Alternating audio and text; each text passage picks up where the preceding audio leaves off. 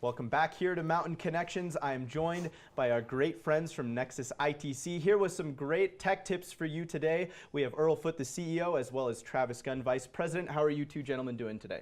Really great. Thanks for having us. Excellent. Always a pleasure to have you guys. And we're going to be talking about file organization today. It seems like kind of a dry topic, but it's super important. And it's something that everyone needs to learn, especially if you're going to be working on a computer on a daily basis. It's a hard lesson that I had to learn here at Park City Television. Let's talk about some of the common errors people make when saving files and the organization styles and tactics. Sure, yeah, and I agree, Diego. I mean, really, it's kind of a basic topic, right? But it's really one of the most basic things that people can do to be organized and efficient in their workflows, in their day-to-day workload, and they can help themselves just find things and do things far quicker and better if they're organized, in doing it. So, I think some of the things that we see are just really a mass disorganization of, I don't save everything to one central location, right? Like I save a lot of things to my desktop, of my computer. I save stuff in various different folders that are all over my computer. Sometimes I have stuff that's in the cloud. I might have some stuff on Dropbox and some stuff on Google Drive, and then I have some stuff on my computer, and they're not using really a central repository that they've consciously decided, okay, this is where all my files are going to live, and this is what the structure is going to look like, right? And so just being completely disorganized about it, I think, is the biggest error. And even just like that hypothetical, like trying to keep track of where those files, if someone asks me like, where's that expense report? And it's like, oh, is it in the Google Drive? Is it in the cloud? Is it on my desktop? Where is it? So it's a great way to just become efficient and organized in that sense. And you also talked about probably the most common thing is people saving to their desktop. And we kind of talked about this in a previous conversation. Travis, let's talk about the kind of the risk of doing that and saving to your desktop. I know it can be easy, it's in front of your face, but why shouldn't we do it? Well, and we've all seen that, right? That one desktop that you look at and it is full. They've got this really cool picture of their trip to Argentina that you can't even see because it's got hundreds and hundreds of files on it. And what we've typically found is people know where one or two files are. Right? It's the ones that they use every day. But going back to your expense report analogy, what we're finding is people are they're editing old versions of it because they found an old version, and they're at that point they're losing data, and there's a gap in their files, right? Or they're having to create new documents because of I've got a template that I started with. Right? So the lack of organization on a desktop, and to be honest, most of the time desktop files they're not backed up if you've got another external source that you're backing up to. So is the best way to actually use one of like an external hard drive, something like that? What form of repository is the best way to do that? Is it the cloud, or is it an actual physical hard drive? Sure, and I think each scenario is going to vary a little bit, right? Generally speaking, though, in today's world, we'd recommend that you choose a robust, secure cloud solution to store your files, right? Because then you have access to it from all your devices anywhere. And if you have to go to, if you happen to be in France on vacation and like the office says, I got to have this document right now, and you have to go into an internet cafe and just get on any computer, you can still get to your data and send it to somebody if you have to. Of course, you need to be careful because there's a lot of public cloud solutions that are not necessarily super secure. I was going to ask and they're not backed up. Because the cloud has become such a big thing, there's so many more businesses offering this service. What are the criteria for a good, strong, secure cloud? Encryption, 21-bit encryption, like what is the standard for this? Yeah, certainly encryption is part of it. A good track record of keeping the data safe from hackers is going to be part of it.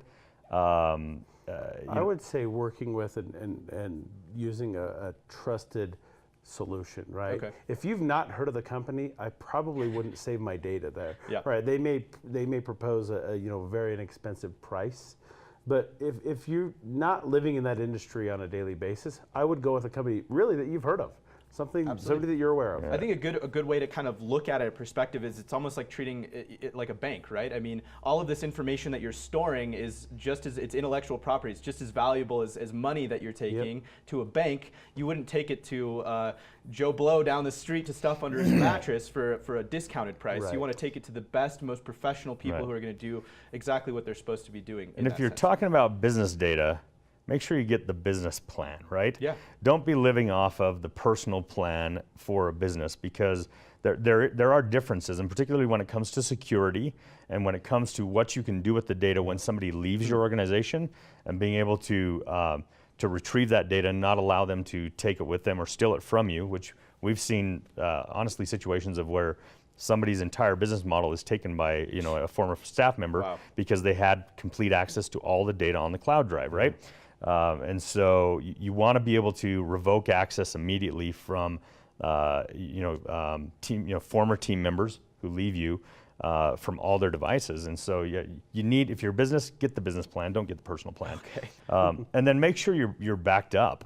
We can talk about a lot of other techniques of how to be effective and organized, with your files, but make sure that you're backed up, because even the business plans for a lot of the major cloud storage solutions out there, they don't include a backup as part of your plan. Okay. If you beg them, they may have some backups they can get you, but it's really a crapshoot. And so make sure you have a good secondary backup that is backing up your cloud storage. Okay.